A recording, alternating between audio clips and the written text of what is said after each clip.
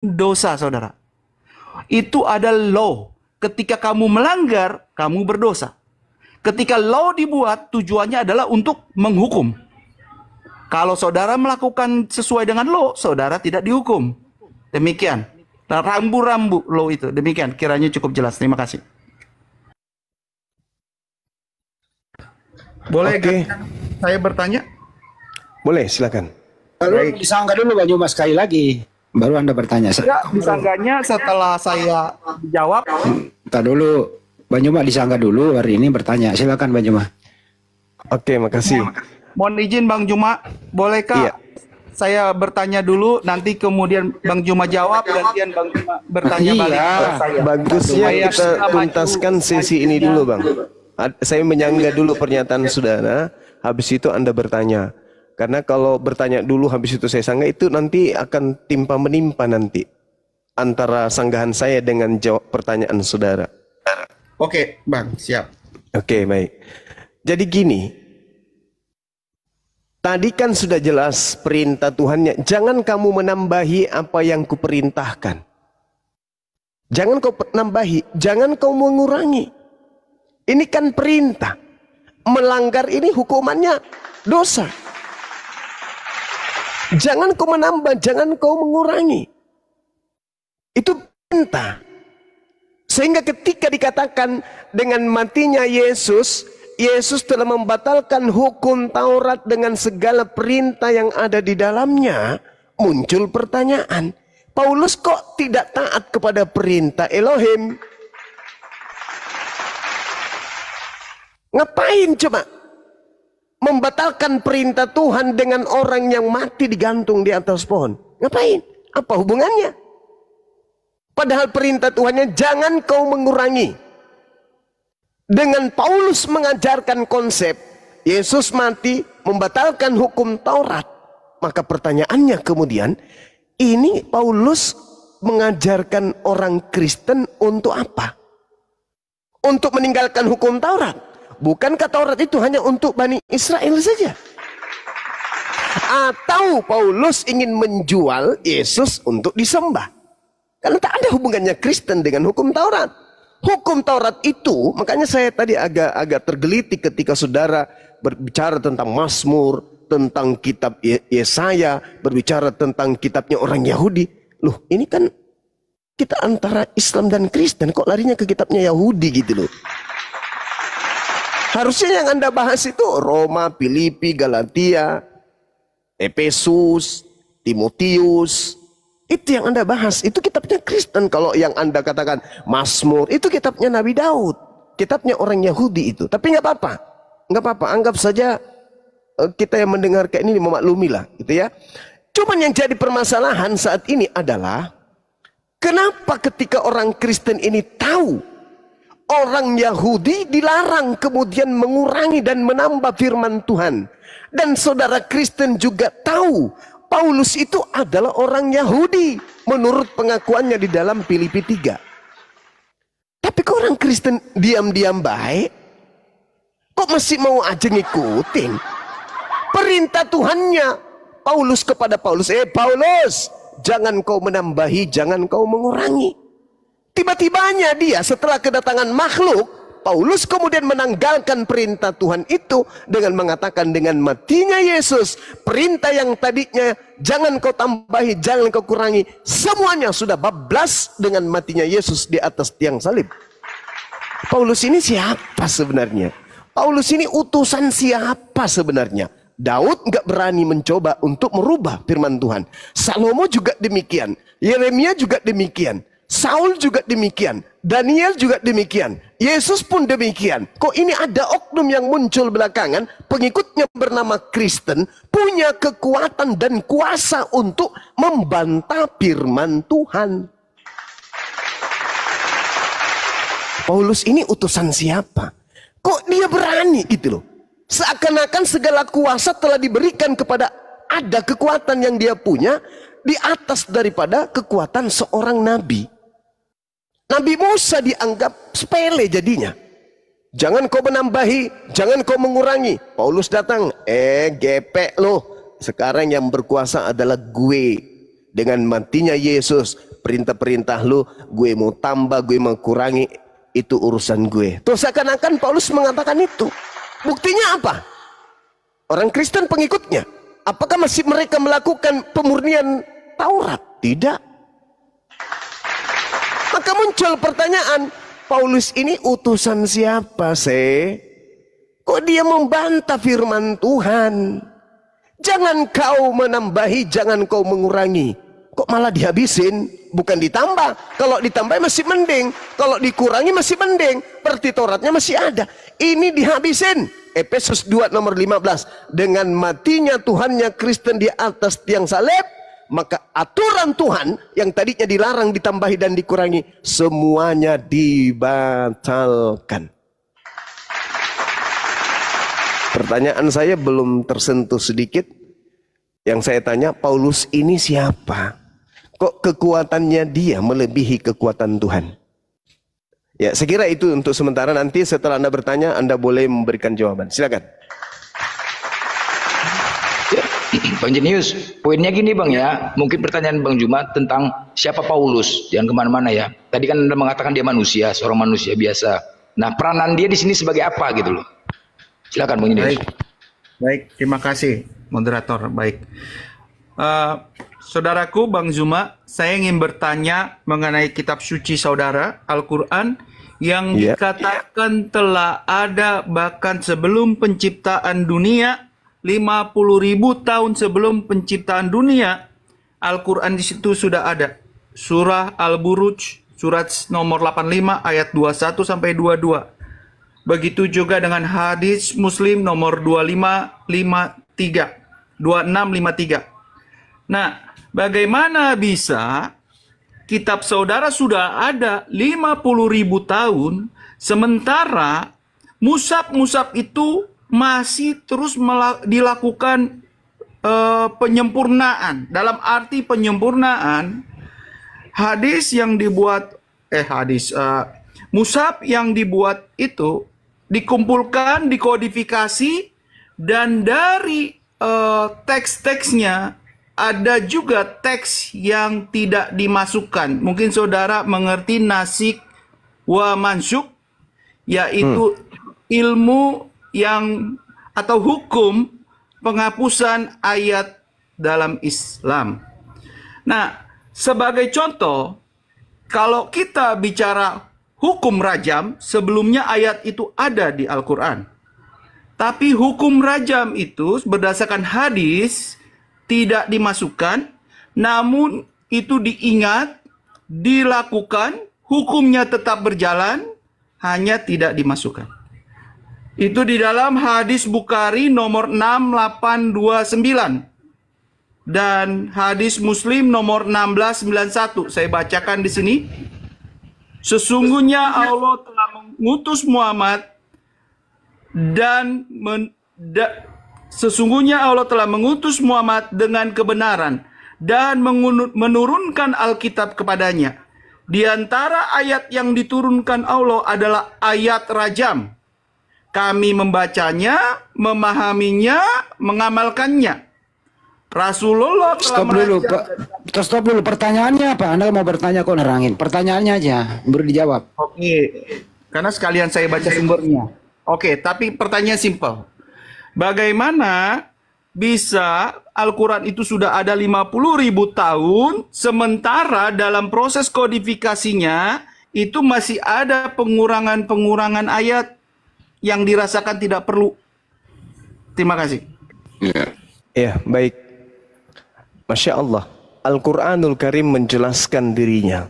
A'udzubillahi minasyaitonirrajim. Bal huwa Qur'anun majid. Itu Al-Quran menjelaskan itu. Bahkan yang didustakan itu adalah Al-Quran yang mulia. Fi lauhim mahfuz.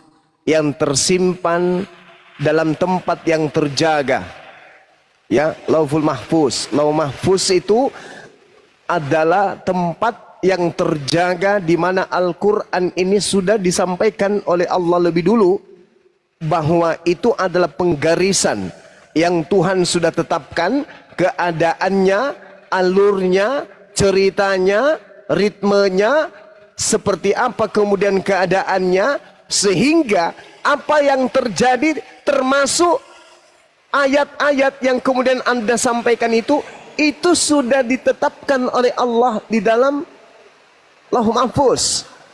Bagaimana kemudian Allah sudah memberikan kaidah-kaidah itu dalam arti kata bahwa ketika ayat suci Al-Quran diwahyukan oleh Allah secara berangsur-angsur, itu semuanya sudah tertulis, sudah Allah tetapkan itu sudah Allah jelaskan di dalam Al-Quran. Kebetulan yang saya bacakan kepada saudara tadi di dalam Al-Quran surah Al-Hajj ayat 52, dan juga di dalam Al-Quran surah Al-Baqarah ayat 106. Itu semuanya sudah menjadi ketetapan Allah. Ma nansakh min ayatin aw nunsiha na'ti bi khair minha aw mithliha. Jadi Allah telah menetapkan kemudian di Lauh Mahfuz bahwa Allah akan membatalkan atau menghilangkan dari ingatan apa yang kemudian Allah kehendaki, lalu kemudian Allah mendatangkan data yang berkesesuaian dengan berikutnya. Artinya bukan sudah tertulis lalu kemudian dibatalkan, dalam arti kata bahwasanya yang dibatalkan ini adalah sesuatu yang tidak tertulis. Tidak, memang keadaannya seperti itu sudah diatur oleh Allah, bahwa adanya ayat yang dinasak kemudian itu sudah ditentukan sebelumnya. Kenapa demikian? Karena keadaan di mana umat menerima ayat suci Al-Quran, Allah sudah tahu. Makanya ada yang disebut ayat Makkiyah dan Madaniyah. Allah sudah tahu itu semua, bahwa pada fase ini ayat ini akan digantikan dengan ayat ini. Itu sudah ada ditentukan oleh Allah Subhanahu wa taala. Tidak terjadi dengan sendirinya. Tidak terjadi dengan sendirinya. Kenapa demikian? Contoh misalnya, seperti ayat yang saya bacakan tadi kepada saudara, bahwasanya ketika Allah sudah menetapkan adanya perubahan, manansakh min ayatin aw nunsiha na'ti minha.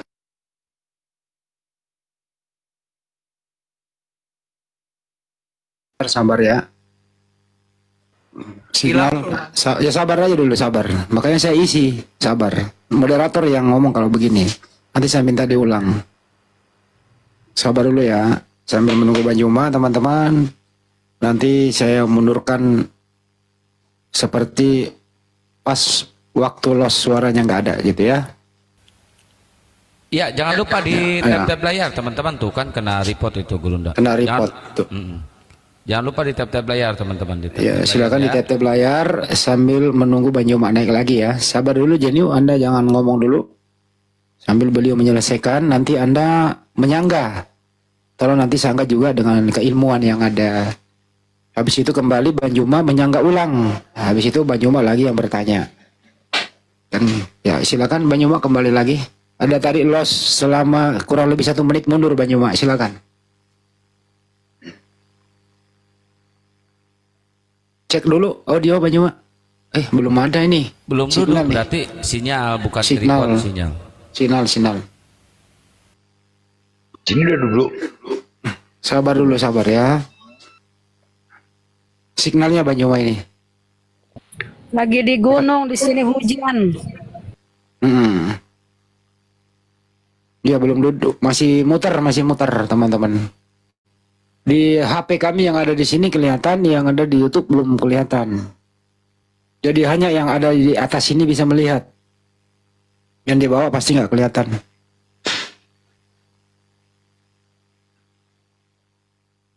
Kalau dipersilakan menyangga kurang etis juga, karena nanti Bang Juma nggak mendengarkan sanggahan balik kan gitu. Ya Bang Juma turun lagi sebentar sambil memperbaiki sinyal ya. Teman-teman yang ada di sini maupun yang ada di YouTube, silakan siapkan kopinya. Udah duduk. Ya, baik. Bang Juma bisa mundur kurang lebih 1 menit ke belakang. Mundur 1 menit. Silakan. Ada yang lost. Ini tadi. hujan deras di sini Bang Handi. Suara saya kedengaran nggak? Udah bagus. Lanjut. Iya, baik. Jadi kesimpulannya saya sederhanakan, saudara. Al-Quran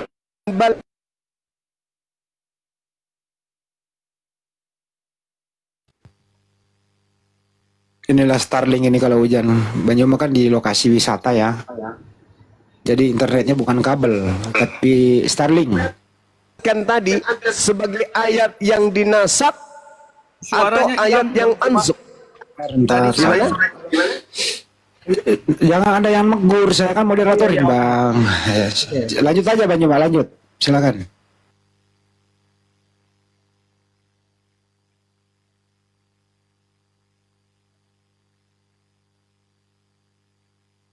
Tunggu aja dulu, nanti kesimpulannya ada dengar kok, sabar aja. Itu semuanya sudah tertulis kemudian di Lauh Mahfuz. Itu dijelaskan dalam Al-Quran surah Al-Buruj ayat 21-22. Sekali lagi saya katakan, ayat yang dinasik atau ayat mansub itu semuanya, dua-duanya sudah tercatat sebelum diwahyukan. Baik ayat nasiknya maupun ayat mansuknya, itu semuanya sudah tercatat. Jadi Allah mewahyukan secara berangsur-angsur, itu semuanya sudah tercatat sebelumnya bahwa ada.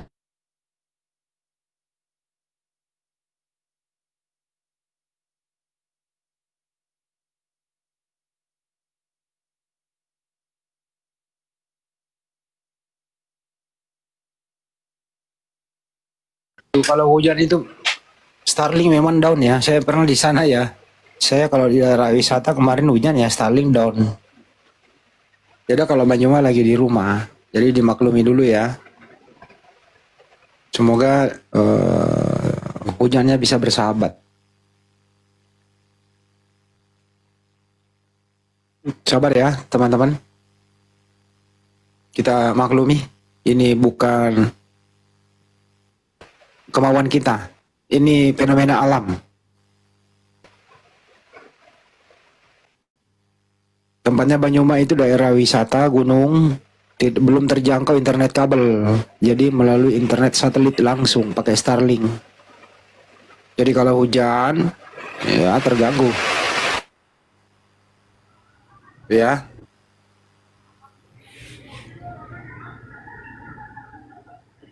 Gimana Banyumas? Cek audio lagi. Atau mungkin dirubah pakai kuota mungkin. Lebih parah, nggak kuat malah. Iya. Lebih parah. Kita udah coba Ustaz Alim malah signalnya nggak ada di situ dia. Kalau aku masih mending pakai sinyal, masih bisa muter-muter loh. Kalau HP ku tergantung. Hujan deras. Di Makassar hujan ya, Bunda Rama ya. Sabar ya teman-teman. Sambil di tetap layar tembusin sampai 1 M dulu teman-teman. Biar komalnya kuat ya. Ngopi dulu. Ini mungkin gara-gara Bunda Rahma belum mandi jadi hujan Makassar ya. Ya mungkin sambil menunggu Bang Joma, bisa Ustadz Alip menyimpulkan itu tadi biar tidak membawa waktu. Ustadz Alip sama aja ilmunya kok. Oke, setuju ya teman-teman ya? Iya. Ya silakan Ustadz. Boleh saya sedikit simpulkan dari penyampaian Bang Zuma tadi ya. Ada yang salah dipahami dari pernyataan kaum Kristen tadi. Satu, berkaitan dengan Lauhil Mahfud. Al-Quran itu terjaga dan terpelihara di Lauhil Mahfud. Itu poin pertama. Nah, di Lauhil Mahfud ketika membahas tentang Al-Quran, Al-Quran diturunkan dari Lauhil Mahfud ke Baitul Izzah, langit pertama. Itu sekaligus. Dalilnya di mana? Al-Quran surah Al-Qadar. Bismillahirrahmanirrahim. Inna anzalnahu fi lailatul qadar.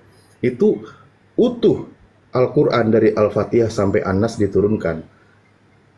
Semuanya diturunkan dari Lauhil Mahfud ke Baitul Izzah atau Sama'ud Dunya, langit pertama. Lalu diterima oleh Rasulullah berangsur-angsur. Satu ayat atau sesuai dengan konteksnya dijelaskan di mana? Di dalam surah Al-Isra ayat 106. Jadi Al-Quran itu telah kami turunkan dengan berangsur-angsur agar kamu membacakannya perlahan-lahan kepada manusia dan kami menurunkannya bagian demi bagian. itulah Al-Quran diturunkan. Dan Al-Quran yang diturunkan itu bukan sebuah. Apakah terputus juga, Bang? Saya nggak mendengar. Sebentar. Kan. Ya. Tetapi bagaimana kiroah Nabi Shallallahu Alaihi Wasallam? Ya, poinnya itu ya. Poinnya adalah Al-Quran ada di Lauhil Mahfud, lalu dibawa oleh malaikat Jibril ke langit pertama langsung sekaligus. Dalilnya surah Al-Qadar tadi sudah saya sampaikan, lalu disampaikan kepada Nabi kami sesuai dengan kebutuhannya, berangsur-angsur. Dalilnya surah Al-Isra ayat 106. Nah, berkaitan dengan tadi yang membahas 50.000 tahun, itu tentang ketetapan Allah yang sudah ditetapkan kepada seluruh makhluknya. 50.000 tahun sudah ditetapkan. Hadisnya oleh Rasulullah menjelaskan, kataballahu maqadirul khalaiki, dan seterusnya. Jadi Allah telah menuliskan, menetapkan takdir seluruh makhluk 50.000 tahun sebelum penciptaan langit dan bumi. Jadi nggak ada kaitannya ini dengan ayat Al-Quran tadi atau tentang Al-Quran. Lalu berikutnya berkaitan dengan kodifikasi penulisan kertas. Itu mah penulisan, Bang, beda. Ajaran Al-Quran itu yang disampaikan oleh malaikat Jibril. Malaikat Jibril datang bukan membawa cetakan buku atau kertas, bukan, tetapi penyampaian Al-Quran. Makanya nama lain dari Al-Quran itu adalah juga Ar-Ruh, atau bacaan yang dibacakan oleh malaikat Jibril kepada Nabi Muhammad, dan Nabi Muhammad mengikuti apa yang dibacakan. Bukan, saya lagi sampaikan, bukan bacaan melihat teks tulisan, bukan. Beda ketika kepada para sahabat, itu sudah tidak nyambung lagi kalau ke sana. Jadi saya cuma melatih Anda bertanya, pertanyaannya harus nyambung apa yang dibahas di dalam tentang Allah menurunkan, menetapkan takdir makhluknya 50.000 tahun sebelum penciptaan langit dan bumi. Itu konteksnya, termasuk Anda bertanya di sini, Anda menuhankan Yesus, itu sudah ada di dalam ilmunya Allah, sudah diketahui. Atau Anda mau menerima hidayah malam ini, itu juga sudah ada ketetapannya di Lauhil Mahfud tercatat, dan di situ sudah ditetapkan 50.000 tahun sebelumnya. Tidak ada kaitannya dengan Al-Quran. Mungkin Gurunda sudah kembali, monitor atau suaranya sudah jelas. Gak apa-apa. Boleh. Kita beri waktu dia menyangga dulu. Oh yes, ya. Silakan. Baik. Ya, bentar Bang Andi, itu ada yang relay lab ini pakai nama Bang Juma, foto Bang Juma, namanya Bang Juma SHBT. Jangan-jangan Oten nih, bahaya soalnya. Banyak yang penontonnya merilai di situ Muslim. Yang merilai di sana itu bukan kopalnya Banjuma, itu bukan akunnya Banjuma. Tinggalkan di situ. Sekali lagi, yang merilai itu bukan akunnya Banjuma. Tinggalkan aja. Aslinya ada di sini. Silakan, Bro. Baik, terima kasih. Saya akan menanggapi jawaban Bang Zuma yang walaupun terputus dengan jawaban juga Abang Satria lagi. Yang pertama, Bang Juba mengatakan bahwa Lauhil Mahfuz sudah ada Al-Quran di sana dan sudah ada mansiknya juga di sana. Padahal mansik itu ilmu yang mengambil teks di dalam Quran itu. Bagaimana bisa ayatnya sudah ada, tapi teks yang diambil pun sudah ada? Itu dideskripsikan seperti apa? Mansuh ya. Tolong jangan Biar dipotong. dulu, Ustaz. Nggak apa-apa. Biarin dulu dia. Jangan Nggak apa-apa. dipotong. Kalau dipotong saya lupa gitu loh. Jadi saya kan udah kepikiran gitu. Sebentar dulu. Biarlah netizen yang menilai aja. Silakan, selesaikan. Terima kasih. Oke, saya langsung ke Pak Ustadz yang tadi menyampaikan bahwa 50.000 tahun itu bicara takdir, itu bicara kehidupan manusia, itu bicara bencana-bencana. Ini juga sebenarnya yang ingin saya pertanyakan. Allah sudah menentukan takdir seseorang 50.000 tahun sebelum penciptaan. Stop dulu. Saya moderator Anda ini tidak lagi bertanya. Anda menyangga jawabannya Ustaz Alif. Bukan lagi Anda bertanya. Anda menyangga jawabannya Bang Juma dan Ustaz Alif. Bukan lagi bertanya. Silakan. Bukan, ini tanggapan saudara. Tanggapan tadi Anda bilang bertanya. Tanggapan, bukan bertanya. Silakan. Tanggapan. Kalau kan setelah tanggapan saya menjawab. Kan begitu aturan mainnya. Saya menjawab pertanyaan. Tadi mengatakan mau bertanya. Kan gitu. Silakan. Enggak bertanya, menanggapi. Oke. Tadi Ustadz mengatakan bahwa itu bicara takdir takdir manusia yang sudah ditentukan 50.000 tahun bahkan sebelum penciptaan. Baik. Bagi saya itu menjadi membingungkan. Karena ketika sudah ditentukan takdir manusia 50.000 tahun sebelum penciptaan manusia, sebelum penciptaan langit dan bumi, sudah ditentukan bencana 50.000 tahun sebelum penciptaan bumi. Sudah ditentukan nasib setiap orang 50.000 tahun sebelum penciptaan bumi. Sudah ada surah Al-Quran 50.000 tahun sebelum penciptaan bumi. Bahkan masuknya pun, yang ayat yang diambil pun sudah ada dalam pengertian yang bagaimana pun tidak bisa saya bayangkan. Kemudian dikatakan itu bukan berbentuk buku, bukan berbentuk surat, bukan berbentuk musyaf. Lalu berbentuk apa? Apakah berbentuk zat? Apakah berbentuk firman? Kalau itu berbentuk firman, itulah Kristen. Karena Yesus itu firman, tidak berbentuk Berangkat Yesus, nggak nyambung. Kenapa nyebrang ke Yesus? Ini menanggapi, saudara. Kalau Tapi menanggapi, jangan menanggapi ke Yesus, nggak ada hubungannya. Saya cut. Lanjut. kalau gitu saya lanjutkan dengan menjawab pertanyaan dari Bang Zul. Berarti nanti kita boleh masuk juga Bang Andi ke mereka kalau gitu. Nggak, Anda ini menyangka. Anda menyangka, sudah menyangka belum? Kalau moderator stop berarti ya ini dua sisi. Oke, Anda menyangka sudah ya? Oke, saya sudah Oke. menyangka. Oke, baik. Sekarang gilirannya Bang Juma dulu saya panggil, kalau enggak Ustaz Alif yang mewakili bertanya. Bang Juma, udah bisa speak up? Saya kedengaran? Kedengaran. Tadi udah ada pertanyaan Bang Stop Zuma. dulu, stop dulu. Belum, stop dulu. Oke. Silakan Bang Juma, tes modulasi. Ya ini gimana ini sekarang? Udah, oke. Kan tadi kan beliau kemudian, saya kan udah menjawab tuh. Dia menyangga pertanyaan saya kan. Oke, baik. Jadi sekarang ini pertanyaan yang berikutnya atau gimana? Betul, Bang Juma lagi yang bertanya. Oke, baik. Saya masih pertanyaan yang pertama tadi. Posisi Paulus di mata hakikat yang berfirman kepada Nabi Musa ini sebagai apa? Itu pertanyaan saya. Di hadapan Tuhannya Musa, Paulus ini siapa? Karena Tuhannya Nabi Musa menekankan kemudian kepada Nabi Musa, begitu juga di dalam Al-Quran, agar berpegang teguh kepada hukum Taurat. Jangan menambah, jangan mengurangi. Nah, sekarang pertanyaan saya, kedudukan Paulus ini di mata Tuhannya Nabi Musa, itu siapa dia ini, orang ini? Menurut Tuhannya Nabi Musa. Karena orang ini menghapuskan firman Tuhan yang datang kepada utusannya, yaitu Nabi Musa alaihissalam. Apa kedudukan Paulus di mata Tuhannya Nabi Musa? Tolong sertakan dalil, silakan. Baik, terima kasih. Saya akan menjawab Bang Zuma. Apa kedudukan Rasul Paulus di mata Tuhannya Musa? Rasul Paulus bukan murid Kristus, bukan murid Yesus. Siapa dia? Dia adalah orang yang langsung dipilih oleh Yesus Kristus di dalam perjalanannya ke Damsik. Kisah Para Rasul 9 ayat 3 sampai 6. Dalam perjalanan ke Damsik, datanglah cahaya dari langit meliputi dia. Ia rebah ke tanah, kemudian suara itu berkata, "Akulah Yesus yang kau aniaya itu. Bangunlah, pergilah ke dalam kota, di sanalah akan dikatakan kepadamu apa yang harus kau perbuat."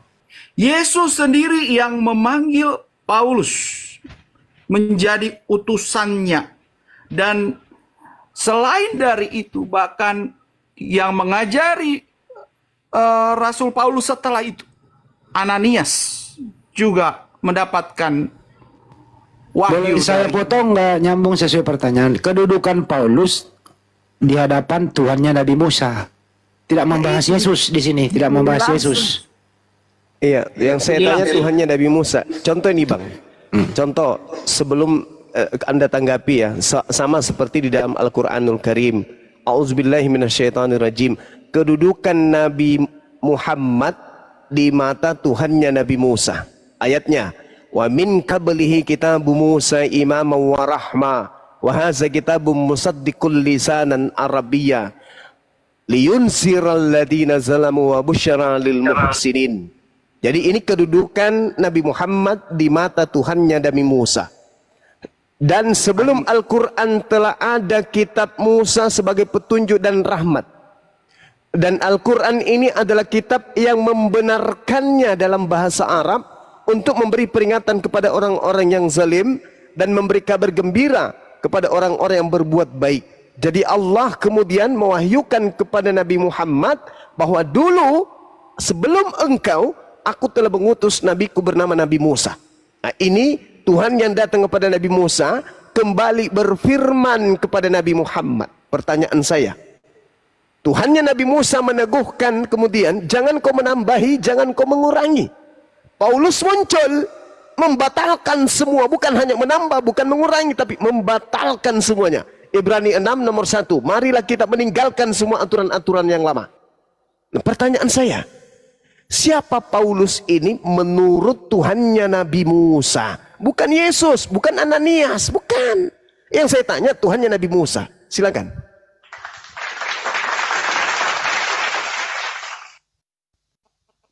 Saudara, saya sarankan kepada moderator, izinkan saya menjawab dahulu. Tepat atau tidak tepatnya, nanti bisa disanggah. Coba Anda ulang pertanyaannya Bang Juma, baru Anda jawab. Silakan.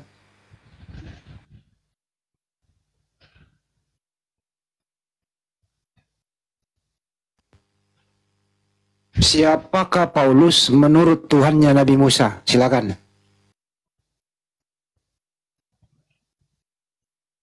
Apakah Bang Zuma aktif, saudara? Iya, saya dengar. Saya menunggu siapa Paulus ini menurut Tuhannya Nabi Musa. Baik. Bukan menurut Siapa? Ananias, bukan menurut Paulus. Bukan menurut Yesus. Tapi menurut Tuhannya Nabi Musa. Itu yang saya tanya. Silakan. Baik. Siapa Paulus menurut Tuhannya Nabi Musa? Pertanyaan ini membingungkan buat saya pribadi karena saya meyakini Tuhan saya Esa. Tuhan saya satu. Tuhannya Nabi Musa, ya Tuhannya Rasul Paulus. Tidak ada bedanya. Orang yang sama. Saudaraku Islamlah yang menganggapnya beda. Saudaraku Islam yang berpikir bahwa orang Kristen memiliki 3 Tuhan. Saya ulang Padahal lagi pertanyaannya. Cut, moderator cut. Moderator cut. Siapakah Paulus menurut Tuhannya Nabi Musa? Silakan.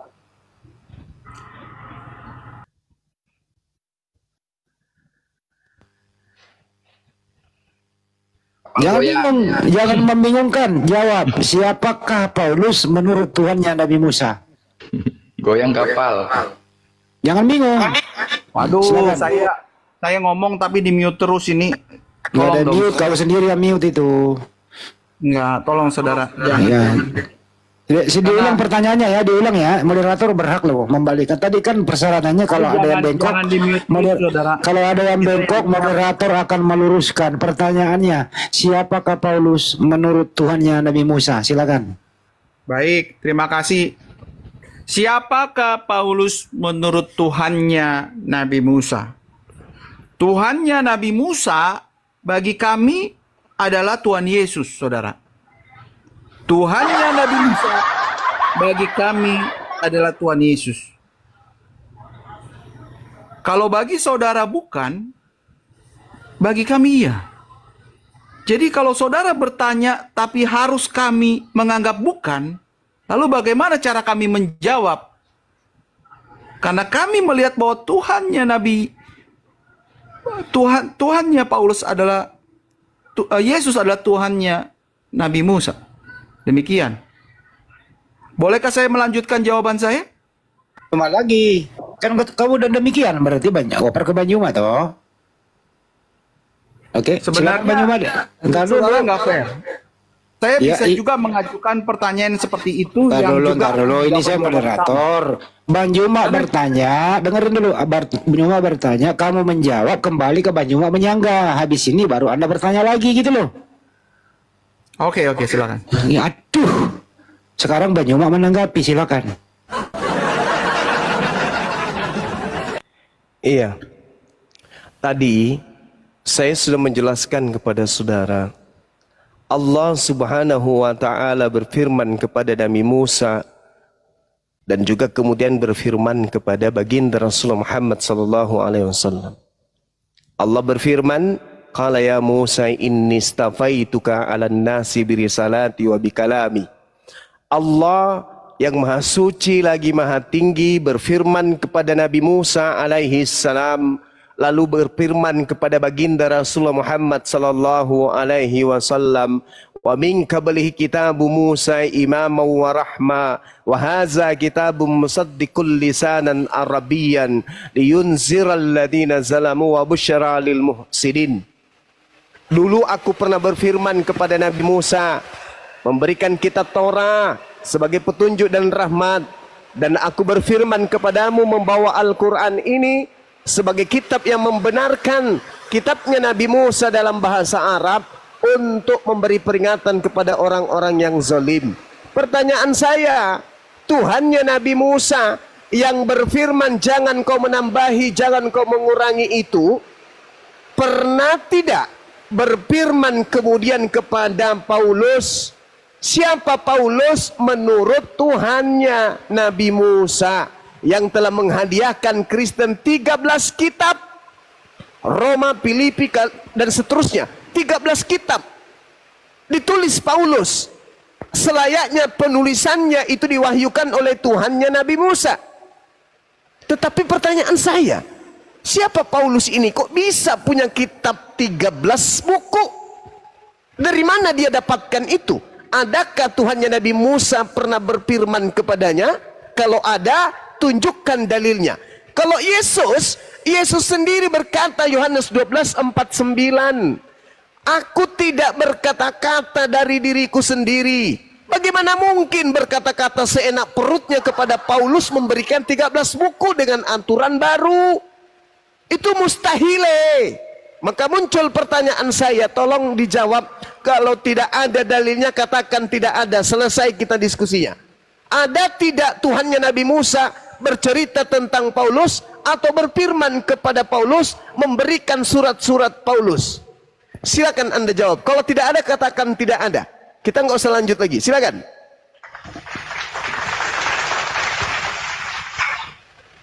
Moderator, Silakan. itu Bang Zuma belum menanggapi saya dulu. Harusnya menanggapi saya dulu baru bertanya lagi. Kalau belum menanggapi saya Entar dulu ya. Tadi kan persyaratannya. Tidak ada yang bisa saya tanggapi. Nggak bisa. Apa yang saya mau tanggapi dari penjelasan saudara?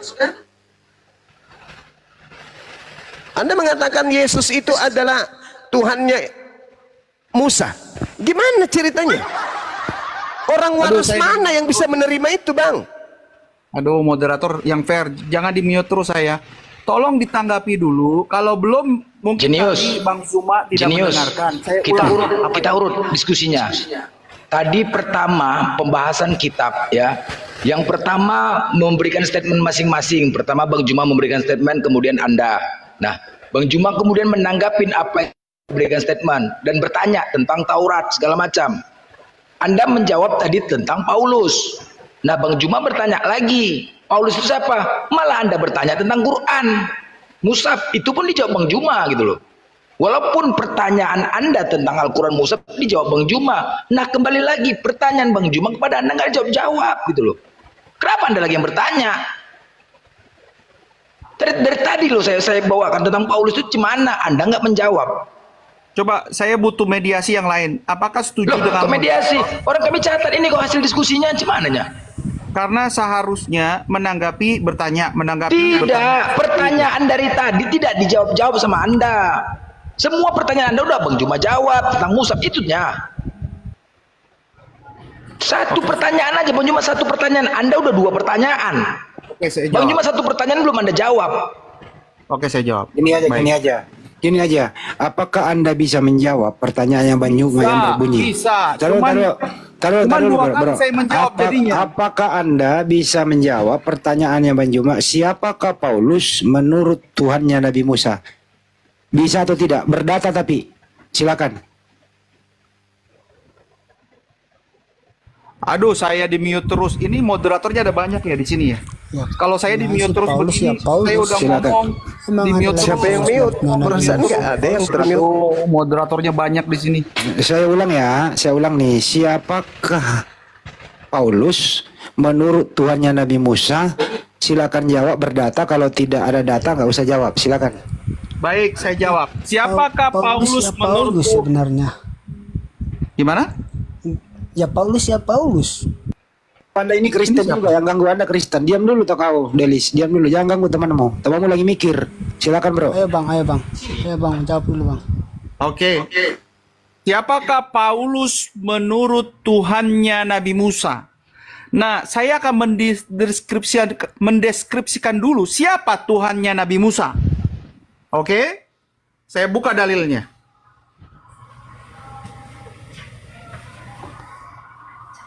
Keluaran 3 ayat 14. Firman Allah kepada Musa. Aku adalah aku. Lagi firmannya. Beginilah kau katakan kepada orang Israel. Aku adalah telah mengutus aku kepadamu. Kalau dikatakan begini. Aku adalah aku adalah mengutus aku kepadamu. Oke? Apa yang kurang dari dalil ini? Dikatakan aku adalah mengutus aku. Dan aku adalah aku. Dan aku yang mengutus adalah orang yang objek yang sama. Kemudian Yohanes 8 ayat 58. Kata Yesus kepada mereka, aku berkata kepadamu sesungguhnya sebelum Abraham jadi, aku adalah. Ego. Stop. Kok nggak ada namanya Paulus disebut ya? Jangan dipotong moderator. Moderator potong dong. Boleh. Kok tidak ada namanya Paulus yang disebut-sebut? Silakan. Kan tadi saya bilang, saya jelaskan dulu siapa Tuhannya Musa, baru kemudian saya masuk ke situ. Moderator ini atau mau ikut diskusi? Saya potong, kan moderator udah berjanji tadi. Kalau nggak dijawab, ya sudah, selesai. Ini nggak fair ini. Kalau Ya, lanjut. Tolong sebutkan nama Paulus di situ, silakan. baru setelah itu ke Paulus, kan begitu.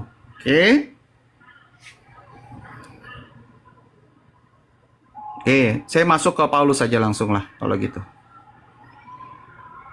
Dalam ayatnya mana lagi tadi? Aduh. Ya, karena saudara potong, janganlah, tolonglah. Kita saling ini menghormati. Oke. Assalamualaikum. Waalaikumsalam.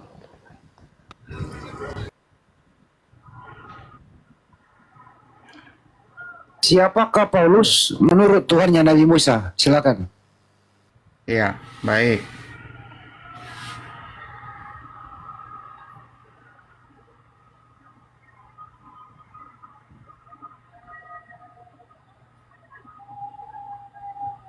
Mumpung lagi diam, siapakah Paulus menurut Tuhannya Nabi Musa? Oke. Ya silakan. Baik. Di dalam Kisah Para Rasul 9 ayat 15 ya. Silakan dibuka. Kisah Para Rasul 9 ayat 15. Dikatakan seperti ini. Pergilah. Ini kepada Ananias ya. Ananias adalah orang yang diutus untuk mengajar rasul. Pergilah. Sebab orang ini adalah alat pilihan bagiku untuk memberitakan namaku kepada bangsa-bangsa lain serta raja-raja dan orang-orang Israel.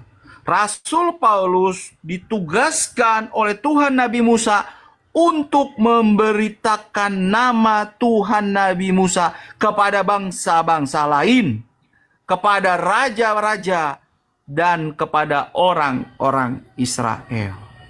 Apa yang kurang dari sini? Demikian, terima kasih. Sekarang saya mau memberikan tanggapan terhadap penjelasan. Tadi itu apa?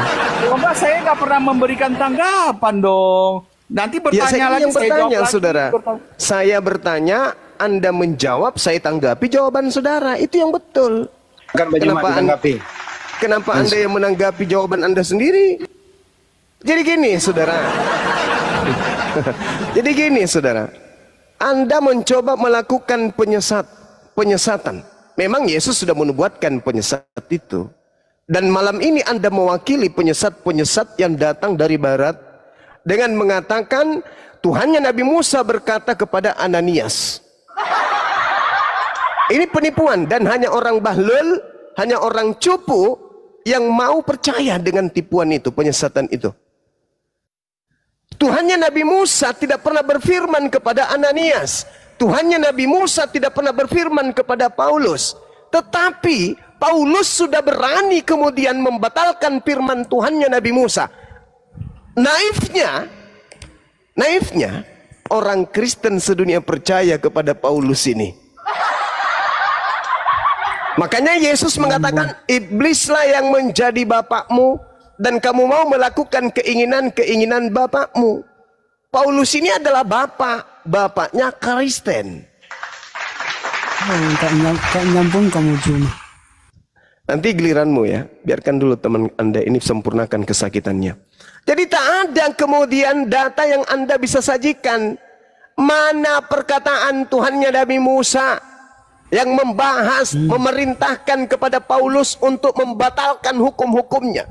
Tuhannya Nabi Musa, jangan kau menambahi, jangan kau mengurangi. Paulus muncul dengan matinya Yesus di atas pohon.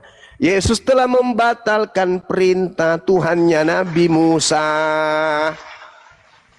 Dari mana Paulus dapat ilmu ini? Dari penguasa gelap. Penguasa gelap yang ingin menyamai pencipta langit dan bumi, yaitu Tuhannya Nabi Musa. Dia yang membatalkan kemudian perintah Tuhannya Nabi Musa. Lalu penguasa gelap ini bikin aturan sendiri melalui utusannya, yaitu Paulus. Maka ketika saya bertanya, mana perkataan Tuhannya Nabi Musa tentang pembuat agama Kristen ini, yaitu Paulus, kamu belepotan, kamu nggak bisa memberikan jawaban apa-apa, kawan. Kamu hanya ingin mendoktrin dan menipu dengan mengatakan bahwa Yesus itu Tuhannya Nabi Musa. Kucing saya pun tertawa. Anak bayi yang keluar dari rahimnya Maria Tuhannya Nabi Musa. Sedangkan Yesus ini berkata, aku tidak dapat berbuat apa-apa dari diriku sendiri. Aku tidak berbicara dari diriku sendiri. Tuhannya Nabi Musa katanya itu. Jadi Tuhannya Nabi Musa yang dibunuh oleh tentara Romawi. Tuhan yang begitu sangar, jangan kau biarkan apapun yang bernapas, kepunglah, bunuh apapun yang ada di dalamnya. Tiba-tiba dibunuh sama tentara Romawi. Saudara, cobalah berdiskusi. Anda katanya nama akunnya Genius Man, tapi jeniusnya menipu, jeniusnya menyesatkan. Tapi itu tidak disalahkan. Karena Al-Quran memang mengatakan itu. Orang kafir itu penyesat. Sama seperti iblis penyesat. Wa ikhwanuhum yamuddunahum fil gayyi thumma la yuqsirun. Orang kafir itu penolong setan di dalam menyesatkan manusia. Dan iblis serta setan sebagai penolongnya itu tidak akan berhenti untuk menyesatkan sampai kiamat. Ini yang sedang Anda praktekkan hari ini di depan kami. Kami kasihan. Kami terharu dengan generasi-generasi Kristen berikutnya yang disesatkan oleh orang-orang seperti Anda. Pertanyaan saya sederhana. Kalau Kristen itu betul, 13 buku yang didatangkan oleh Paulus itu berasal dari Tuhannya Musa. Tapi ternyata bukan. Paulus menerimanya dari Kristus. Sementara Yesus anak Maria berpesan, waspadalah kepada penyesat yang bergelar Kristus. Sorry teman-teman, di sini hujan kembali. Ya, saya kira begitu ya. Lancar terus. Ya, karena tidak ada jawaban, saya kira tidak perlu diperpanjang lagi diskusi ini. Karena ya ini adalah batu nisan buat Kristen bahwa ternyata 13 buku Kristen yang menghantarkan manusia menjadi Kristen, menyembah Yesus, bla bla bla bla bla bla bla bla bla bla bla bla bla, itu tidak berasal dari Tuhan pencipta langit dan bumi, tetapi dari Kristus. Siapa Kristus yang datang kepada Paulus? Tanya Yesus. Apa kata Yesus? Waspadalah kepada penyesat yang datang kepadamu dengan mengatakan akulah Kristus. Jedar. Demikian. Jadi memang percuma disambung karena semakin banyak dia bicara semakin norak dan semakin menyesatkan dan berbohong seperti iblis. Iya. Mana mungkin Nabi Musa itu Tuhannya adalah Yesus? Dari mana cerita nyambungnya itu? Kalau kita jelas Nabi Musa memiliki Tuhan, Tuhannya Nabi Musa datang berfirman kepada baginda Rasulullah Muhammad sallallahu alaihi wasallam. Mana artinya? Mari kita lihat di dalam Al-Qur'an surah Al-Maidah. Apa kata Allah Subhanahu wa taala? Di dalam Al-Qur'an surah Al-Maidah ini Allah mengatakan bahwasanya qad ja'akum, Allah kemudian memberikan kedudukan kepada 12 suku dari Bani Israel, di mana di antara ke-12 suku ini ada Nabi Musa alaihissalam sebagai pembawa kabar gembira, sebagai pembawa rahmat kepada mereka. Al-Quran menjelaskan itu. Sehingga ketika sabar dulu kawan, sabar, tunggu giliranmu ya. Allah Subhanahu wa taala menjelaskan walaqad akhazallahu mitsaka bani Israil wa ba'atsna minhum 12 naqiban. Jadi Allah Subhanahu wa taala datang kepada Nabi Musa di antara ke-12 suku Bani Israel. Lalu kemudian Allah mengatakan datang setelahnya kepada baginda Rasulullah Muhammad sallallahu alaihi wasallam, yahdi bihi man ittaba'a ridwanahu subulas salam wa yukhrijuhum minaz zulumati ilan nur bi izni wa yahdihim ila siratim mustaqim. Itu jelas. Jelas ya? Nah, ketika dia ditanya tadi saudara Kristen kita yang bernama Jenius, mana bukti di dalam Bible Tuhannya Nabi Musa berfirman kepada Paulus? Ternyata enggak ada sama sekali. Ayo saudara-saudara